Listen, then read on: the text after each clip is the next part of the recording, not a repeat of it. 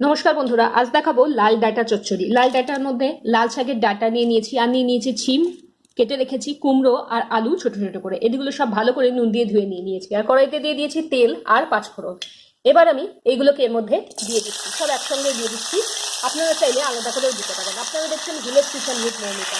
যারা আমার চ্যানেল নতুন তারা চ্যানেল সাবস্ক্রাইব করুন সুন্দর সুন্দর ভিডিও দেখার জন্য। এটাকে একটুখানি মজে নিতে দিচ্ছি। এই দেখুন, এইটা আমার কিন্তু গাছের ডাঁটা, এইগুলো সব বীজের জন্য রেখে দিচ্ছি, ফল হয়ে গেছে তো। আর এইটা দিয়েই আজকে লাল ডাঁটা বানিয়ে ডাঁটা দিয়ে এবার ঢেকে দিয়েছিলাম মজে যাওয়ার জন্য। এইবার দিয়ে দিচ্ছি স্বাদ মতন নুন আর হলুদ গুঁড়ো। এইটা দিয়েই একটুখানি নেড়ে চেড়ে অনেকটা মজে এসে দিয়ে দিচ্ছি একটু নারকেল সর্ষে বাটা।